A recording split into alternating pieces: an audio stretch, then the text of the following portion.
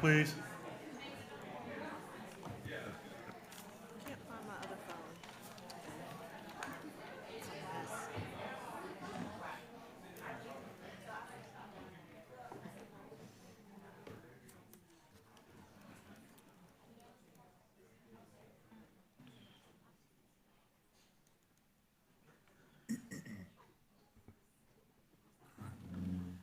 All right, so we're going to proceed with the legal and consent agenda and the legal report.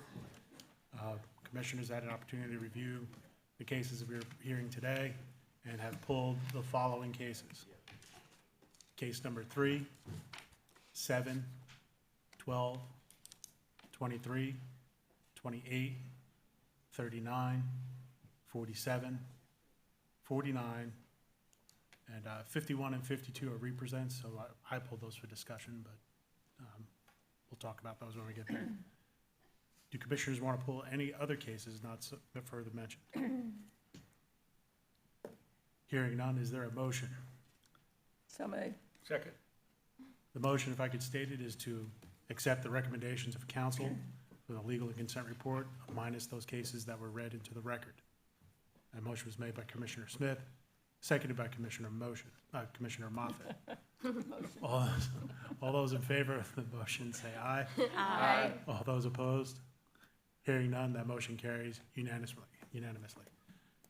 Case number 3, Commissioner Smith. Yes. I pulled this one. I had a question. It says that they had yet to produce the purchase and sale agreement, although they had paid earnest money of $38,000, Yes, ma'am. but we still don't have a purchase and sale agreement. Is that correct? Correct. Is that part of the reason you pulled and suggested a $1,000 civil penalty? The $1,000 civil penalty was for failure to respond. They just have completely ignored all of my attempts to get more information from them. The complainant, the only paperwork that they were able to provide me was the receipt or the proof of the transfer of the earnest money funds. Of the $38,000. Yes, ma'am. So at this point, we don't know the results of that. You're just, are you flagging it also, or is it going to be a civil penalty and maybe they can work it out? I would hope so. Okay. And certainly, I would also suggest that it perhaps needs to be followed up by law enforcement at this point, because we're going on almost 9 months. Since this complaint? From the transfer of the earnest money. Right. So this complainant is definitely out that money with Sure. nothing to show for it so far. So I can also follow up with a referral to So- law enforcement if you'd like. I would like that. Yes, ma'am. Okay. Then I make a motion that we accept council's recommendation. Second. Okay, Ms. Cooper? Yes, sir. Well, I'll say, there's a motion to accept council's recommendation made by Commissioner Smith, seconded by Commissioner Moffitt. Now we're open for discussion. So this $38,000 went to, who's holding it? The principal broker for this agent, or is the agent the principal broker? Oh, the principal broker. So the From- firm's Yes, sir. holding it Yes, sir. outside of a purchase, okay. All right. Yes, sir. Okay. Any further discussion on the motion? Hearing none, let's vote. All those in favor of the motion, say aye. Aye. Any opposed? Hearing none, the motion passes unanimously. Case number 7, Ms. Smith. Okay, on this one, on the second line of the respondent's response, it says, but sells real estate on their own. Do they mean they own, or do they mean on their own? What, I was mistaken. On their own. And these are properties that they own? No. That was my confusion. Oh, I'm sorry. I misunderstood the question. I Yes, I ma'am. couldn't understand, I didn't know if they were saying they only sold property they owned, No, or ma'am. they say, I only do it on my own. I only do it I'm out doing it on my own, essentially. My concern is it appears that they're running their own firm, completely separate from their principal broker and their affiliated firm. At least that's the advertising that what Right, I took it to mean on the various social media websites. Yes, ma'am. okay.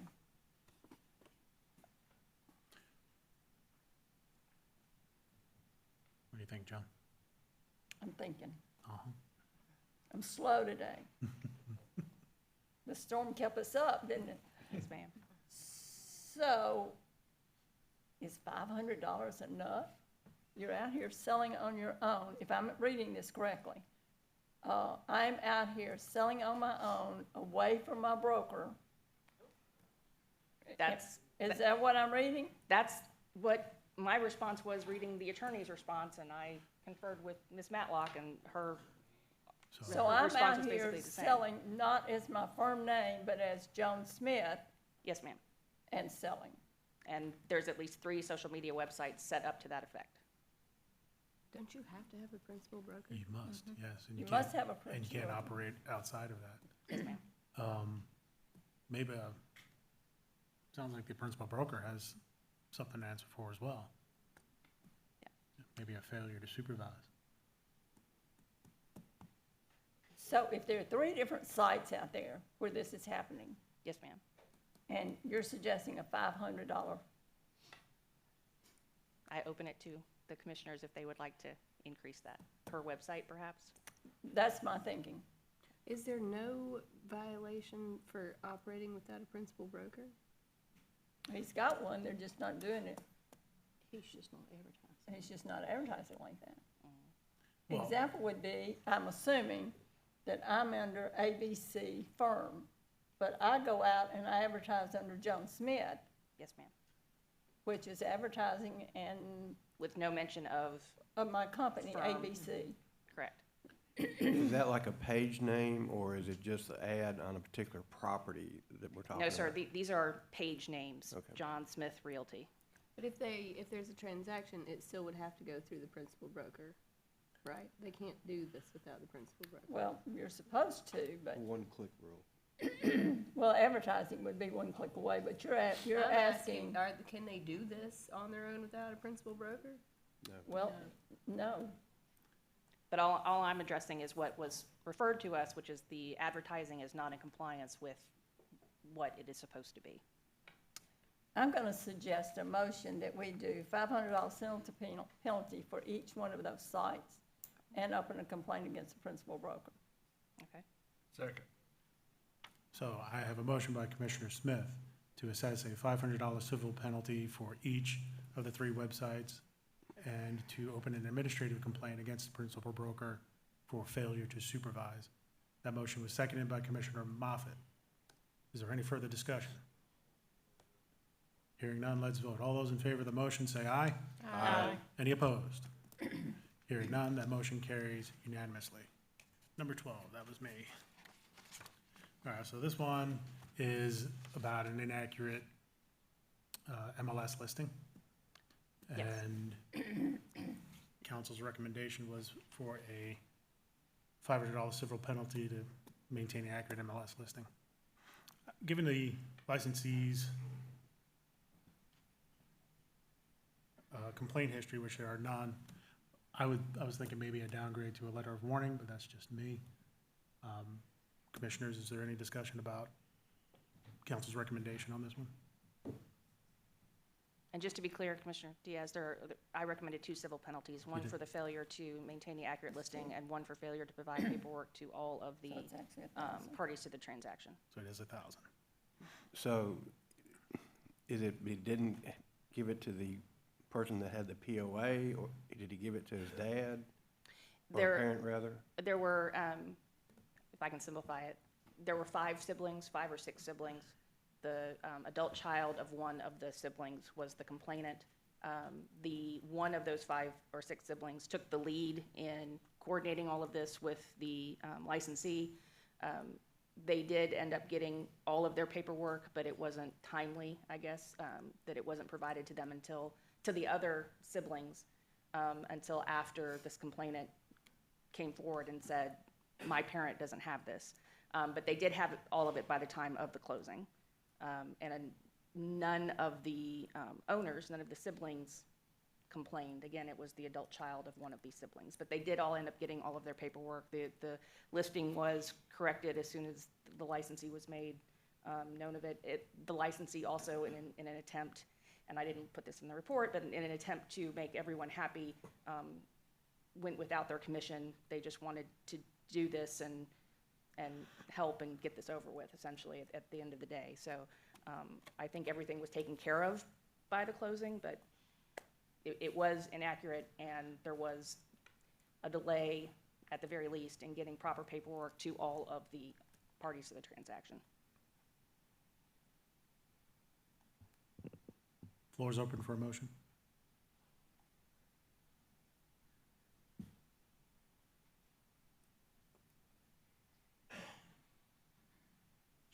I make a motion that we accept council's recommendation. Second. There is a motion to accept council's recommendation by Commissioner Smith, seconded by Commissioner Tucker. Any further discussion? Well, you know, if, again, I understand they're all party to the transaction, but if one of them had said, I'm taking the lead and gonna get it to everybody, how many times would that happen that you would do that?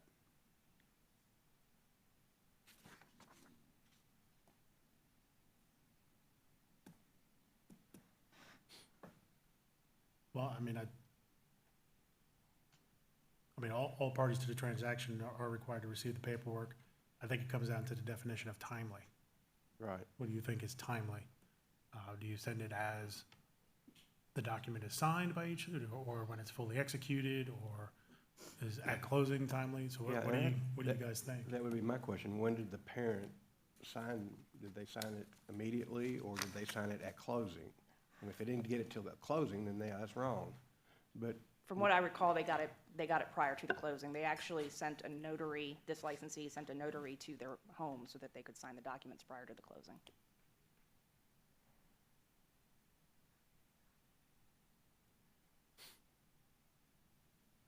What are you thinking, Mike? you know, I just think it was,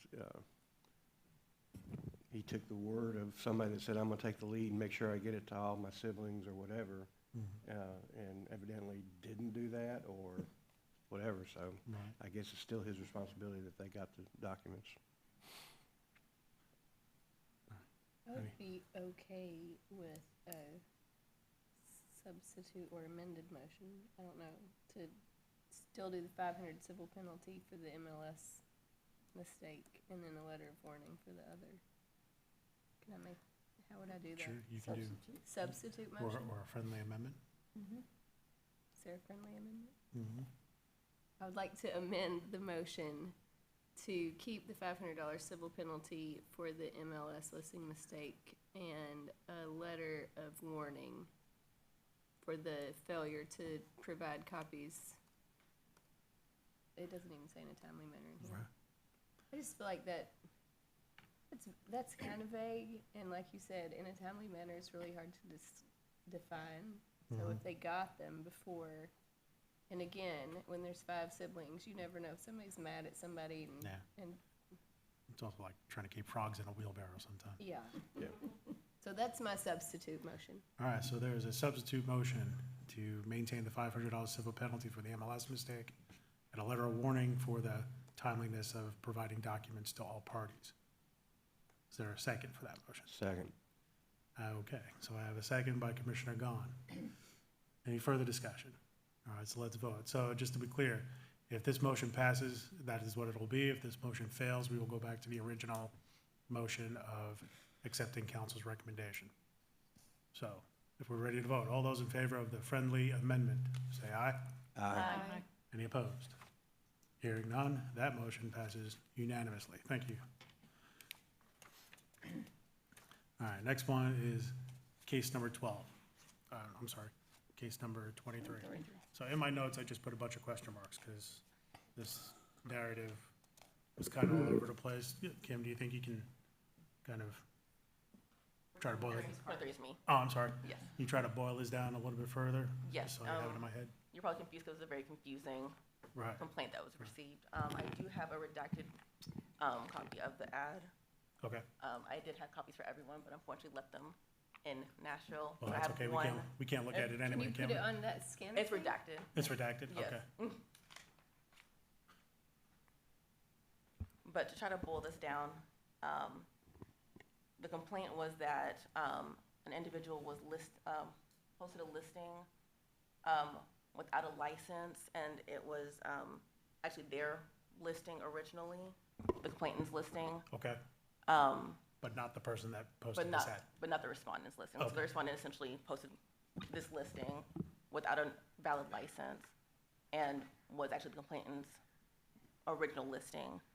The respondent stated that they were not intending to sell the property. They were trying to sell the interest in the property. It was a behavioral health facility, and they were essentially trying to say they were selling the interest to the behavioral health facility. But they were not clear in any way, shape, or form their interest in the property.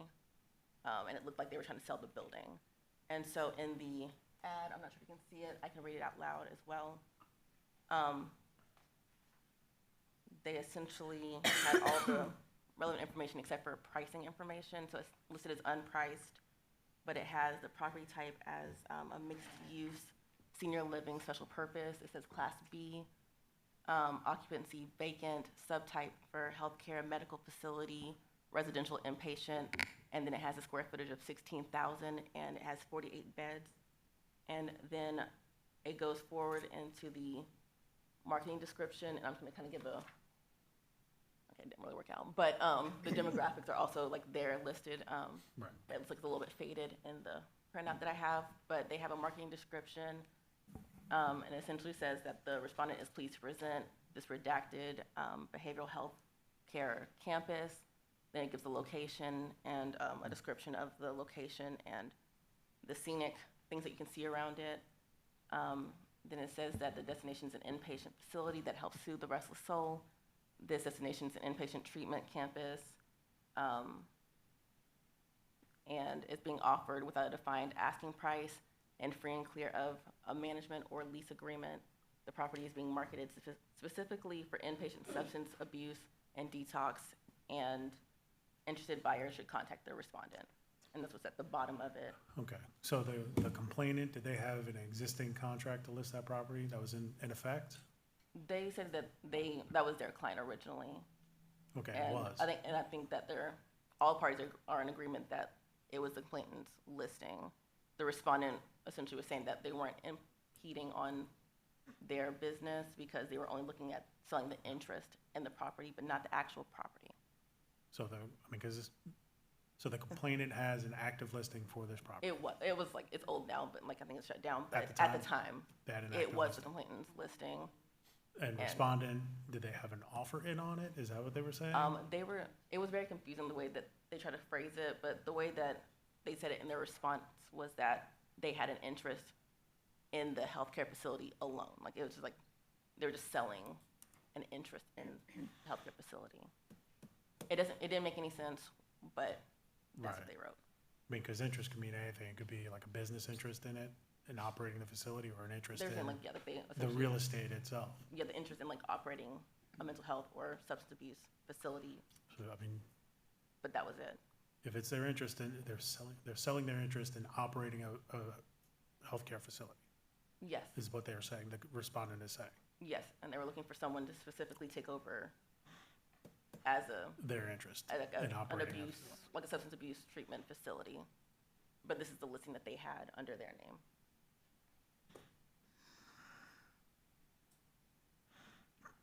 And so I saw it as unlicensed activity, since an average person just looking at that advertisement wouldn't know exactly what they were attempting Right, to sell. because if we're confused, the consumer's gonna be confused. Commissioners, what do you think? I mean, council's recommendation is for unlicensed activity, $1,000 for unlicensed activity. I make a motion, we approve council's recommendation. Second. I have a motion by Commissioner Gahn to accept council's recommendation in case number 12, seconded by Commissioner Torbett. Any further discussion? Case 23. I'm sorry, you're correct, case 23. Thank you. Any further discussion? Hearing none, let's vote. All those in favor of the motion, say aye. Aye. All opposed? Hearing none, that motion carries unanimously. Case number 28. That's me also. That was-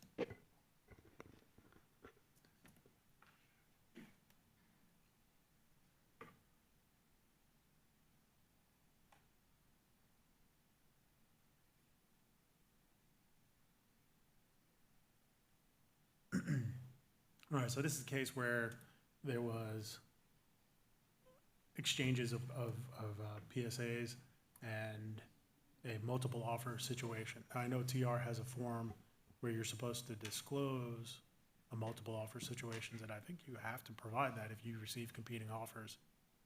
But I'll, Highest and best, I think it is. yeah, I think it's highest and best. So- but you do have to disclose that to all parties, that you have multiple offers coming in, right? If you're asking for highest and best. Yeah, they were accepting highest and best offer, and everyone was under the understanding that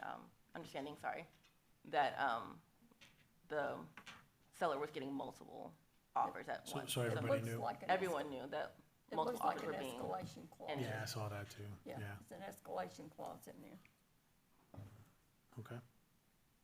So, but there was a multiple offer form where it was disclosed to all parties, we have that documented? I don't think I saw that document, but I know that all parties agreed that the agreement, and they all had the same understanding that the seller was getting multiple offers from various people, and that they had a specific time to submit their offers. And then they would give the response back on who they decided to go with. All right. Council's motion was to dismiss. County Commissioners, what do you think?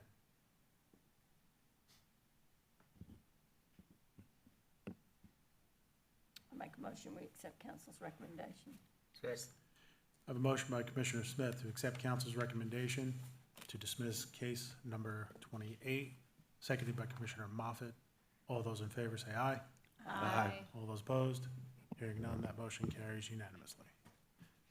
Case number 39.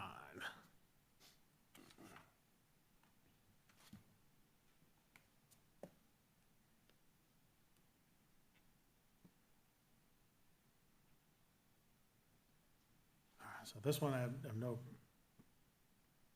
quarrel with the narrative. I just thought maybe the penalty should be a little higher, maybe 500, but that's neither here or there.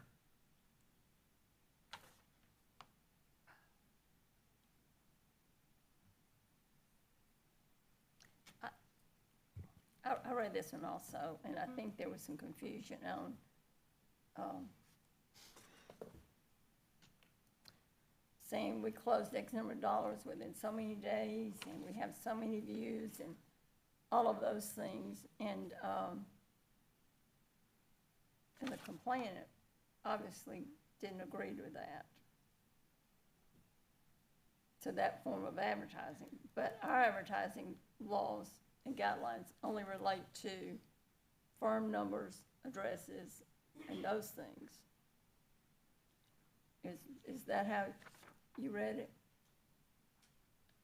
Other than, I agree, council finds the respondent failed to provide a firm phone number or name is in violation.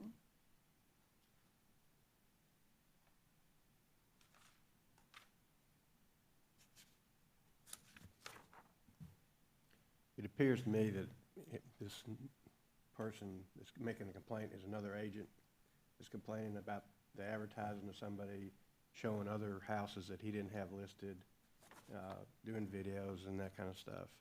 And according to the respondent, he said he had the permission to do those kind of things, but he didn't abide by the one-click rule. And he was aware of that. Right. So I'd make a motion, we approve the $250. Second. All right.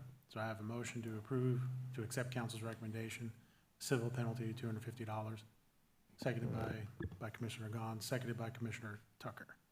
Any further discussion? Hearing none. All those in favor of the motion say aye.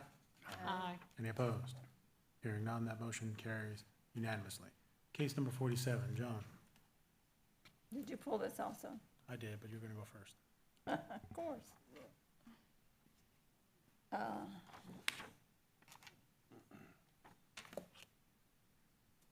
This is the one where they're being assessed $1,000 per instance, where they found 5 social media posts were done incorrectly. Is that correct? Well, they were done Without during all a the period of time, information? during a period of time when their license was expired. Right, okay. Yeah. It's That's right. Ariel. It's fine. I'm sorry. Yes. And Oh, this I'm is- sorry, it's you. It's no problem. Yes, in this situation, it was, an individual was advertising as a licensed realtor and another license as an auctioneer. The auctioneer was fine, but the realtor, like their license had been expired for over a year. And Okay. they're having active posts, saying that they're a realtor and auctioneer. They did at least 5 times that I was able to find on social media, and then 1 time on their personal website that's like linked in all their social media posts. I'm curious, are they active now? They are not. They're still unlicensed? They are still unlicensed. And my suggestion was to also open an administrative complaint against the principal broker because they are Right. operating under a person who is licensed as a realtor, but Right, they are not. right. And this complaint was filed, how long ago was this complaint filed, do you know? Give me one moment. It I was can- opened April 1st, Okay, 2024, according to what's on, that can't be right. I can look at the complaint really quickly. Oh, very good. that's when it was opened, is that correct? With our legal office, with our legal division. Right, One moment. So your recommendation for the administrative complaint would be failure to supervise? There were potential options, essentially hiring someone and getting compensation from someone who does not have a valid license. There was another provision that I had noted. I believe, yeah, for employing a person who's not licensed, and the other one was having an unlicensed individual under their supervision. So there's 2 separate right. provisions that I believe applied. And then It this was one. opened, that's February 16th, 2024.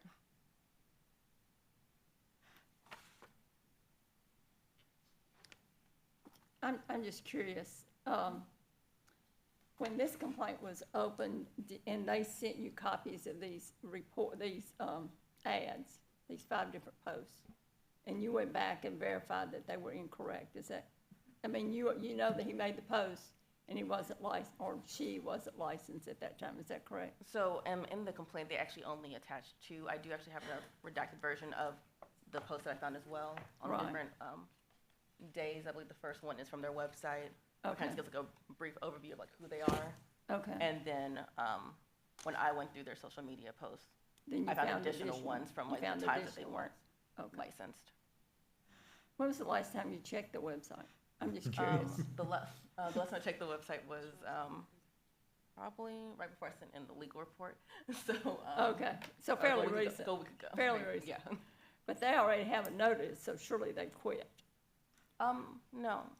That's The most illegal. recent one was March 12th Okay, that I was able to find from their social media posts. They had one on March 12th, March 10th, February 4th, January 17th, January 7th, and I'm not really sure when they updated their website, but I imagine it's been up there for a while. okay. I'm gonna make a motion that we accept council's recommendation of a penalty of $6,000 in advertising, and that we open up a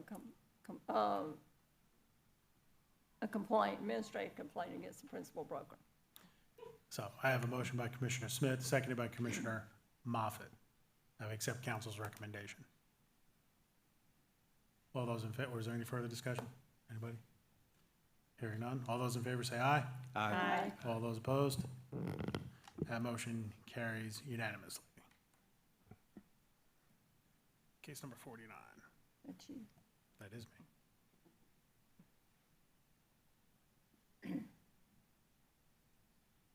All right, so this is one where I'm just trying to understand the timeline of the transaction. So they had an inspection done, Yes. but the water wasn't on. And then they had they were gonna schedule another inspection where the water was gonna be on, so they could check the plumbing. Yes. And that second inspection was gonna be after closing? Yes. And they didn't want to wait till the after closing to get the second one. I think they made an agreement that they're going to give them like a stipend Right. for anything for like the plumbing. And then afterwards, they moved in and discovered the issue, and then they brought it up to the respondent, like, hey, this is my problem. So But it was too late at this point. I feel. it's too late at that point. I'm just wondering how they got an inspection done without utilities on. I think it's like maybe like a scheduling situation. I don't know if like they came in, like they looked at a preliminary one, they were like, we were missing this one part, so we need to come back and do this. But it was past the inspection period I that they mean- decided to complain about everything. That's a tough one.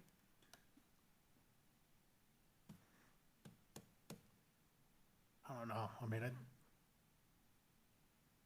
I know in the course of my activity, I'm always told, and I've been told repeatedly, even though I know it well, that the home inspector is not gonna do the inspection unless all utilities are on. All utilities have to be on, and that might be unique to Shelby County where I operate, but I wouldn't think so. Commissioners, in your practice, home inspections with no utilities or water turned off? You would think they would have amended the repair time period, or the inspection time period, to allow for the water to be on and the plumbing to be checked out. Right. And it sounds like the agent said, well, you'll be in violation of the contract if you don't go ahead and close, because the 10-day period is up, Mm-hmm. rather than trying to get an amendment done to extend that. I mean, you see how messy it got after doing it after closing though. My understanding is that they had time for other amendments and they just didn't add the plumbing in the second amendment.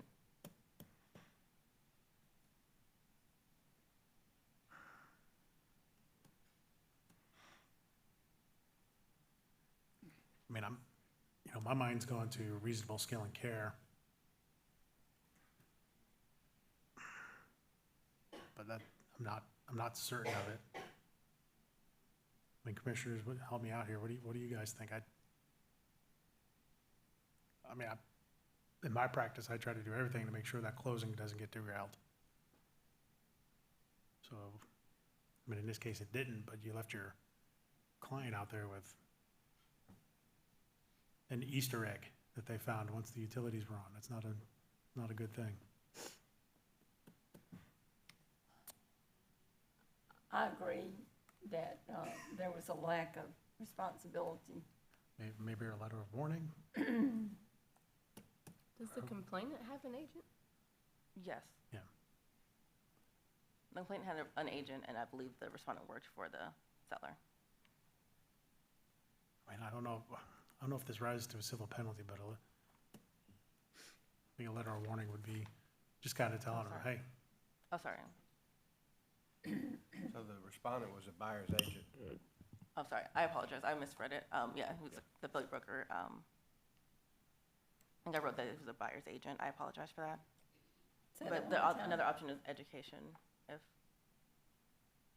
I guess my question would be, why did the complainant's agent not suggest that the water be turned on for an inspection? well, I think because the clock was ticking. They were outside their inspection period before they could get the water turned on, which But we can change that. We can amend the an inspection period. even after the inspection period passes? No, but right No. before, they had to have Before. known during the inspection that the water wasn't on, so somebody Yeah. had to have said something at They, that point in time. I think at the time of the first one, they were still within the 10-day inspection period. It was only, and they had an amendment for a couple other things to be fixed. Right, but they And- didn't but they- ask but for it- an extension of the inspection But they didn't period. ask to, like, or anything with the plumbing. They didn't mention anything that was, that they wanted to, like, extend Right, well, how anything. could they Yeah. know they didn't have the plumbing inspected during the inspection period? Yeah. My understanding is that they could have had the opportunity to ask for it to be extended, and the complainant chose not to, but that's just kind of how I base it off of the response and the time when I understood So- it. They had an opportunity, so they asked for an inspection and it wasn't granted, or they just chose not to ask for an I think they extension? just chose not to ask for one, Oh. but that's just how I read into the response in the Do complaint. you think they knew that they could ask for an extension on that? We I don't know. believe that the complainant feels that they may have felt pressure to, like, To finish move the, forward. Well, that's to what it go looks like forward. here, So, because they were told they it's kind could of lose just a- their earnest money Mhm. if they wanted to terminate the contract after the inspection period. So it sounds like they were feeling a Which little they- pressured. Which they could. I mean, yeah. How big was this plumbing problem? Do you have any idea? That's a good question. Not- That's a really good question. I can review the complaint again just to see if, like, if they Okay. said anything specific. I mean, if it's like $100,000 plumbing problem, that's a big deal. Oh, but you got new floors out Some of it. people didn't add over $100. Well, I mean, everybody wants new cabinets and floors, right?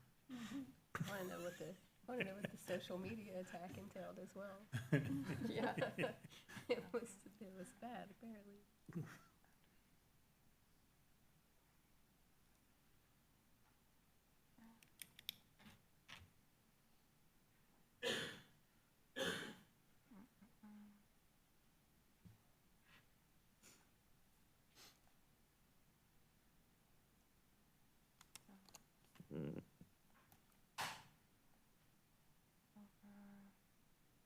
So I don't really quite understand what happened. Supposedly, after the inspection, they went over the options with the complainant to have the water turned on and pay for the inspector, go back out, or have the water turned on and have a plumber go out to inspect the property, or accept the home as is or terminate the contract. The respondent stated that according to the sales agreement, the complainant agreed to a 10-day inspection period and the seller agreed to foundation HVAC. So when was this discussion about sending the plumber back out or having something, was that before the amendment, or I'm a little confused on the timing of all this happening? Let's see. They purchased the home in August of last year, and sorry,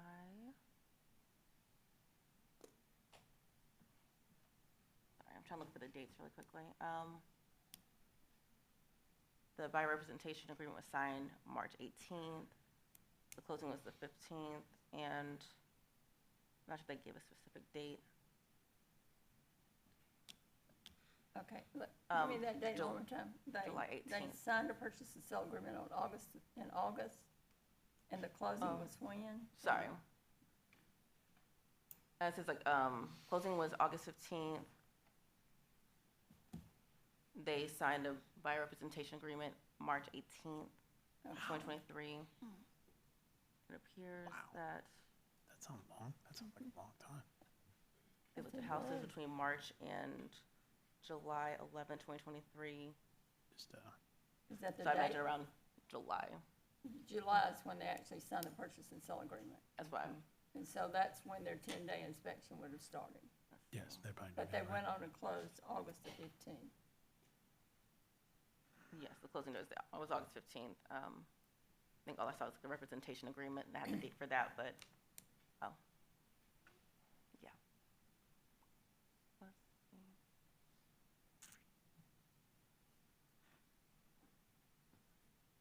July 26th, Okay, 4 weeks. 2023 is when, So they signed an They have- agreement on the 26th with a 10-day inspection. That's cutting it close, isn't it?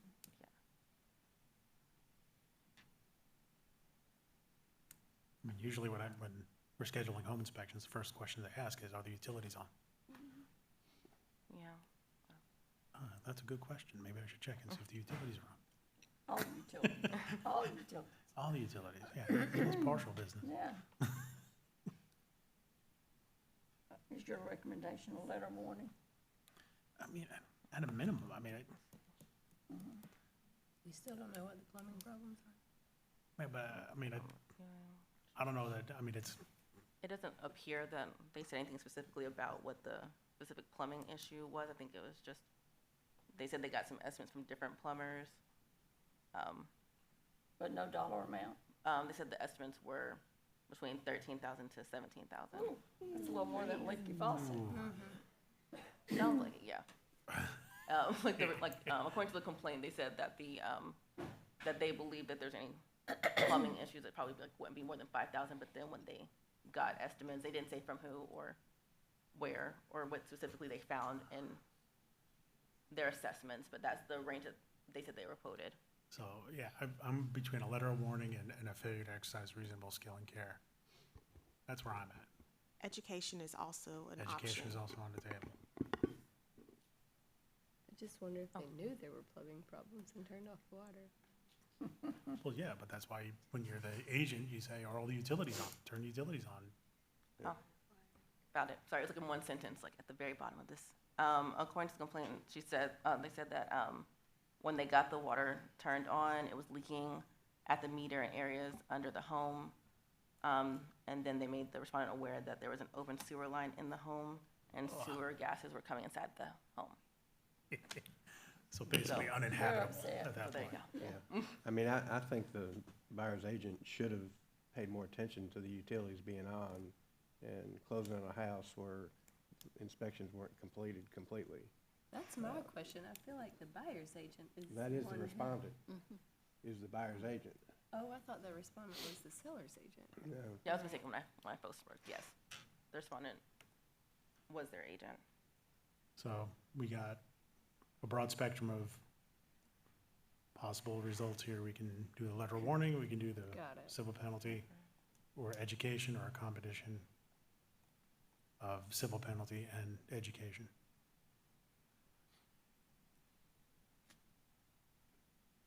I'm leaning towards civil penalty. I would love to hear a motion.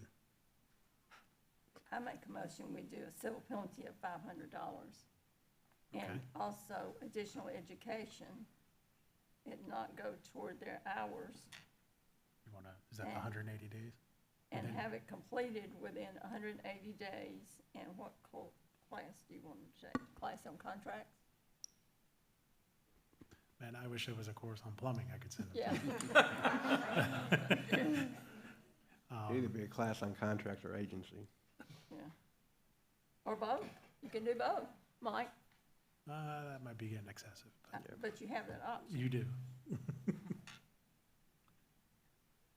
Joan, what do you want to do? Second. Well, we get, wait a minute. He's Joan, got a long drive. Joan, you got a second for whatever you said. I know. $500 for reasonable skill and care. Additional education to be completed within 180 days, not credited toward any of their education, and that class being contracts. All right. How many hours? So- Contract class is usually what, 4 4? to, let's ask our education director. I've only I seen- think There it's you go. Mr. Ross, Mr. it's Ross. between go up to the 4 and 6. microphone, please, sir. I feel like it's 4 to 6 hours, one of the two.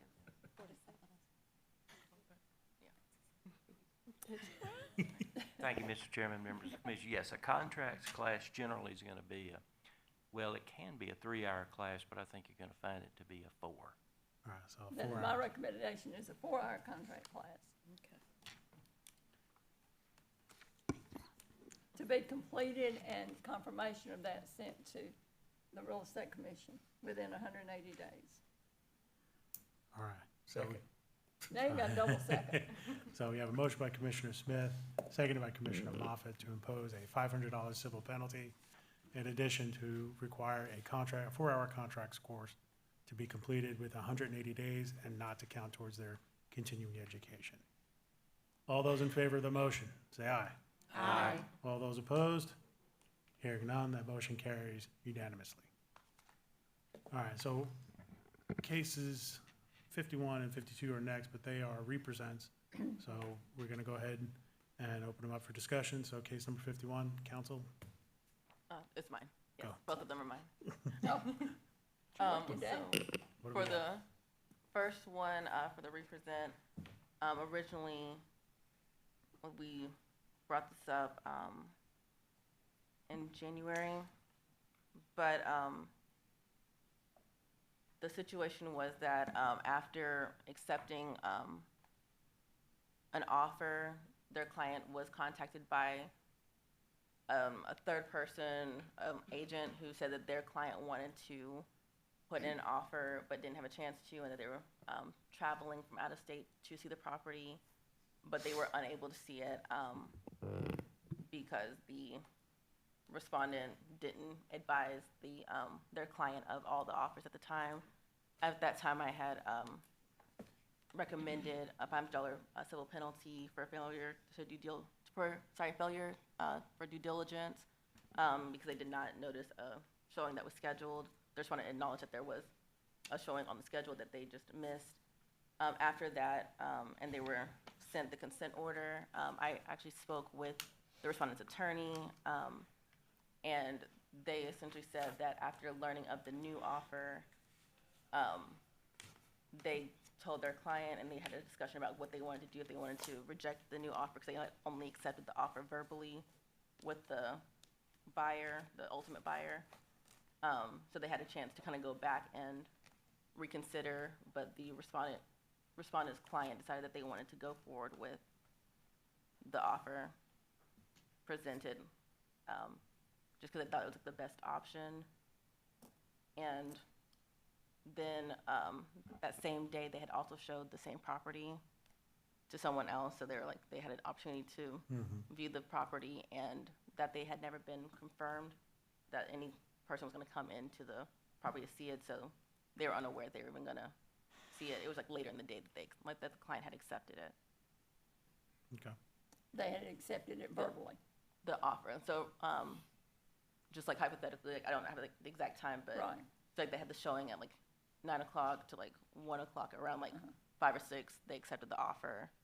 And then Accepted it in writing. verbally, they accepted Verbally. an offer from a So- different person, So no accepted offer? like verbally. No accepted offer? No, oh, no, like, oh, no. Like, Yeah. they said they were gonna take the offer, but like, they eventually like closed with that Right. buyer, but, Right. Right. but yes, they didn't have an official binding No, agreement no. at that time, so No they were binding saying that they could have chosen whatever offer they wanted to. All right, so right now we have a standing civil penalty of $500, Yes, and you're asking us to dismiss instead, And given the then- new information. yes, based on the new information, I'm asking for it to be dismissed. Commissioners, what do you think? Make a motion to accept council's recommendation To dismiss? to dismiss. Second. I have a motion by Commissioner Tucker to accept council's new recommendation to dismiss case number 51, seconded by Commissioner Torbett. Any further discussion? Hearing none, let's vote. All those in favor of the motion say aye. Aye. Any opposed? Hearing none, that motion carries unanimously. Case number 52. Okay, and then this one has been represented twice at this point. The most recent one was at the last meeting that we had. Essentially, the respondent had listed a property with the power of attorney, and they believed that their client had the authority to list it. And once they became aware of it, they took it off the MLS. And my suggestion originally was $500 violation for failing to exercise reasonable skill and care. And after the last meeting, I had another discussion with them and again reviewed my notes and saying that they had the power of attorney and the legal document they had received was signed, and so that they had the belief that they could have listed the property, and it was only later that they learned that they didn't actually have, the client that they had didn't actually have the power to do it. And so when I re-looked at it, I looked at Tennessee Code annotated 6213-406 about the no imputation of knowledge between the client's designated agents and the managing brokers in that situation. And so I believe under the good faith, they did try to enter the listing agreement. And unfortunately, because the client was not completely honest with them. All right, so Commissioners, just the history on this, as you read, there is a standing civil penalty of $500 that we sustained previously, but now council's asking us to dismiss this case. What do you think, Commissioners?